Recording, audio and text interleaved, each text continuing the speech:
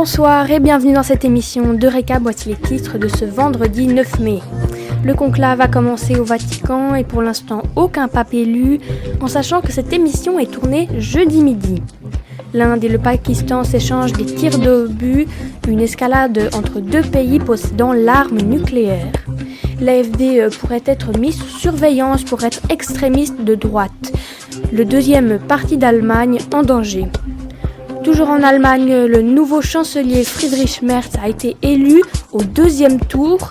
C'est la première fois qu'une telle situation arrive depuis la Seconde Guerre mondiale.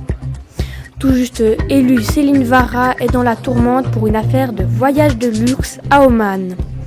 En Australie, un air de déjà-vu avec le Canada, Trump qui pèse sur la balance, mais pas pour le bien de ses alliés. En Roumanie, une nouvelle élection après qu'il y ait plusieurs mois, un scrutin a été annulé pour ingérence étrangère. Mark Carney était aux États-Unis pour une rencontre avec Donald Trump. Le nouveau Premier ministre canadien s'en est bien sorti.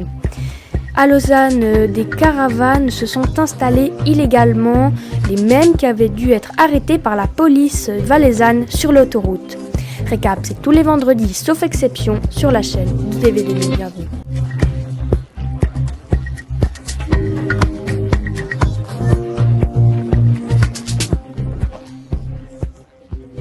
Ils étaient des milliers sur la place Saint-Pierre à scruter la cheminée de la chapelle Sixtine. Mais pour l'instant, que du noir, ce qui veut dire qu'ils n'ont toujours pas trouvé un pape. Mais attention, cette émission a été tournée le jeudi 8 à midi, ce qui veut dire qu'un pape a peut-être été élu depuis. Dans ce cas-là, nous nous en excusons. Mais je vous rappelle que ce conclave a débuté ce mercredi, ils ont voté une fois ce jour-là, et depuis jeudi, ils peuvent voter jusqu'à 4 fois dans la même journée. La tension monte entre l'Inde et le Pakistan. Il y a quelques jours, une attaque sur l'Inde avait fait 26 morts, attaque que l'Inde assimilait au Pakistan, et en représailles, des tirs d'obus ont été tirés par l'Inde sur son voisin, un conflit sous haute tension car les deux pays possèdent l'arme nucléaire. Le secrétaire général de l'ONU, Antonio Guterres, a affirmé qu'un nouveau conflit ne pouvait pas exploser dans le monde. Une attitude hostile aux migrants et aux musulmans, c'est pour ce genre de choses que l'AfD, le deuxième parti d'Allemagne, pourrait être mis sous surveillance. Alors si pour l'instant ce n'est pas le cas, le parti juge cette décision tout à fait politique. En tout cas, la décision reviendra au nouveau gouvernement de Friedrich Merz, même si la procédure sera inévitablement longue. Et toujours en Allemagne, il aura fallu 2 tours au Parlement pour élire le nouveau chancelier Friedrich Merz. Une situation inédite, cela n'était pas arrivé depuis la Seconde Guerre mondiale. Cette situation arrive alors que la CDU, le parti du nouveau chancelier, et les sociodémocrates de Olaf Scholz ont conclu un accord, mais s'il n'a pas été élu au premier tour, cela veut dire que l'AfD et les sociodémocrates, et une partie des sociodémocrates, ne se sont opposés à Friedrich Merz.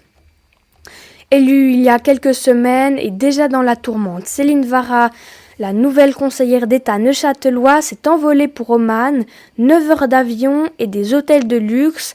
Ses opposants jugent que son discours et ses actes ne vont pas ensemble. Pour l'instant, ni les Verts ni la concernée n'ont commenté ce voyage.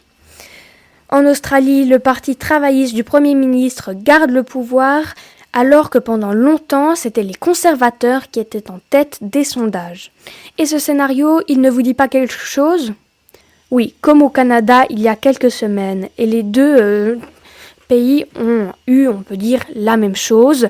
C'est le même homme qui a pesé sur la balance, Donald Trump, qui, depuis son élection, fait chuter les scores de ses alliés dans les autres pays. Il y a quelques mois déjà, les Roumains étaient appelés aux urnes pour élire un nouveau gouvernement, mais il avait été annulé pour ingérence.